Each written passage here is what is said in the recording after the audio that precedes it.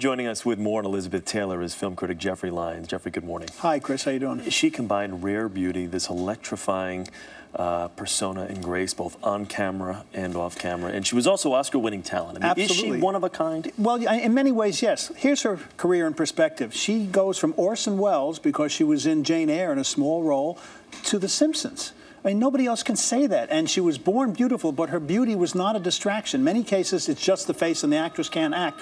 In her case, it just helped her. And she didn't have an awkward teenage period either. Yeah. She went from child star to movie star. Yeah. She works in an industry where beauty and careers fade, sadly, but hers didn't. She withstood the test of time. This is almost 70 years of a career. It is. And, you know, when you think of her second Oscar-winning performance in Who's Afraid of Virginia Woolf, she was not afraid to show herself as bawdy and drinking, and in a way it mirrored some of the things in her real life. But she was she was born for this job. When she was a young woman and she was divorcing Nicky Hilton, instead of calling her mother first, she first called the studio. I mean, that's somebody who's raised in another world. Yes. Your father knew Elizabeth very well. He did. I knew Richard Burton. Richard Burton was our neighbor. I taught him how to bunt, actually, once. They actually gave you a gift for your bar mitzvah, yes, too, she did. She gave me an atlas, which I still have, when she was married to Mike Todd, who I think was her real favorite husband. I mean, he was her mentor. It was a very short marriage. I remember the day he was killed in a plane crash.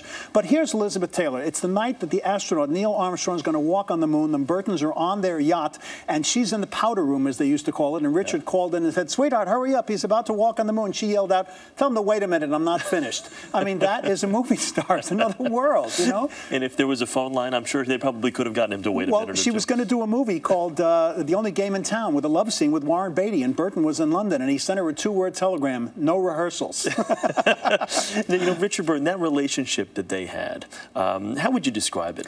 Well, it was, as far as I could tell, and the world could tell, it was more passion than anything else. They were two people at a certain point in their life, and particularly since they married twice. And when you saw them on Cleopatra kissing, that was the real deal. My dad was on the set there, and he usually didn't write about those kind of things, but it was such a worldwide sensation.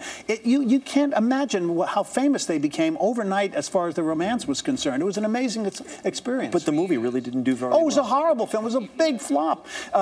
Burton was flown over there. He was on Broadway in Camelot, and they paid a huge amount of money to get him to get on the plane, learn your lines on the plane, and he flew to Rome and sat there for 17 weeks before they started shooting. Yeah. What do you do in 17 weeks if Liz Taylor is your co-star and your wife's not around? That's how it all started. Yeah. And they even paid her $1 million, which was a ton of money. First woman to get $1 million for a movie. Would you say that she was the first real reality show star out well, there? Because they didn't just follow her life on film. Her life, everywhere she went. But she came back. You know, she did rehab, and she would be friends with people who were shunned by a lot of people, namely Michael Jackson. But let's also remember her for the great work she did for AIDS for her friend Rock Hudson, who was her co-star in Giant. Giant's one of the great films ever made, and I think it belongs in everybody's library. If you could pick one film for this week and a must-watch for all the Elizabeth Taylor fans out there, or even people that aren't that familiar with her, what would be the one film? A film nobody else is going to pick, called Ivanhoe, with Robert Taylor and Janet Leigh. It's a knighthood movie, and this is when she comes out of the beaded room like that with the beaded doorway. This is the first time you could see her as the Elizabeth Taylor we all know and love. Jeffrey Lyons, thank you. Thanks, Great to see you this morning.